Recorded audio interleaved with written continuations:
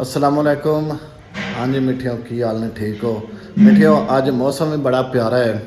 तुहानू पता है अज सुबह दी ना तकरीबन कुछ हवा भी चलती पई है। इस वजह तो कुछ अपने आप नू महफूज किया है ठंड तो। टोपी चादर जर्सी पाई है। तो अज माशाल्लाह साडी मीडिया हाउस की ना मीटिंग है, एक माना मीटिंग है। तुहानू पता है भी जिस तरह साल शुरू होवे उस टाइम एक कमीना नवीं बनती है। तो हुण नवीं कमीना दे मुशावरत वास्ते अज एक मीटिंग है। मीटिंग वास्ते जेह्ड़े ना दोस्त आ रहे हैं, उसका खाने का भी इंतज़ार है। माशाल्लाह एक साडे दोस्त है आमर भट्टी साहब, ये भी मीडिया हाउस के हिस्सा ने, खन्ना भट्टियां तो आए ने।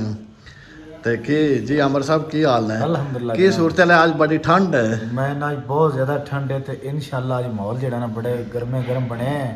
साडे जेह्ड़े दोस्त ने ना जिन्हों ने मेज़बान साडे बने ने उन्होंने बेहतरीन अज आला जो खाने का इंतजाम किया है। तो इंशाल्लाह चिल करा दे सारे रल के।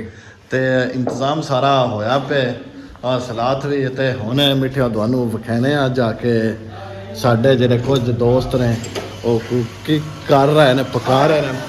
तो जनाब शफाक साहब ने, मसरूफ ने, तनवीर शेख साहब ने, उधरों साडे भाई अजहर साहब ने, तो वो भी मसरूफ ने इस तो तुहानू विखाने जी चावल ने। तो एक पकौड़ा बन रहे, उधर दोस्त भी मसरूफ ने। इस तरह मुख्तलिफ आइटम हलवा है, दीगर ने। इंशाल्लाह तनवीर साहब की हाल ने? हाँ जी अजहर साहब सुनाओ, मसरूफ हो? जी जनाब ये तुहानू सीन विखाने आ।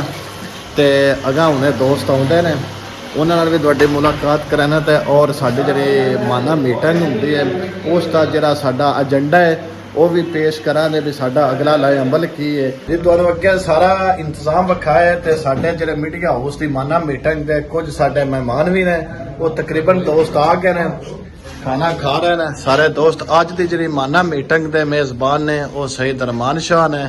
जी अरमान शाह की हाल ने? जी ठीक ठाक। अज की जी माना मीटिंग है कुछ साडे विच मेहमान भी ने। हाँ जी ते तुसी की कहना चाहते हो? कोई नहीं, बस दोस्तों को जरा ना शरिया दिता इंजॉय करन, सर्दी का मौसम है। माशाल्लाह सारे दोस्त खाना खा रहे हैं। रियाज साहब भी ने, मीडिया उसके सदर। ते अगां अपने जेह्ड़े साडे माना मीटिंग है, नवा साल भी है ते नवीं कमीना भी बने दी, उस दे हवाले नाल भी अहम इजलास जेह्ड़ा साडा वो खाना खान तो बाद होवे। तुहानू वो भी अगां जाके दस्सां ते भी साडा केड़ा लाए अमल की है, नवीं बाडी केड़ी बनदी है। शफाक साहब ने इन्हां मेहमानां नू खाना खवा रहे हैं।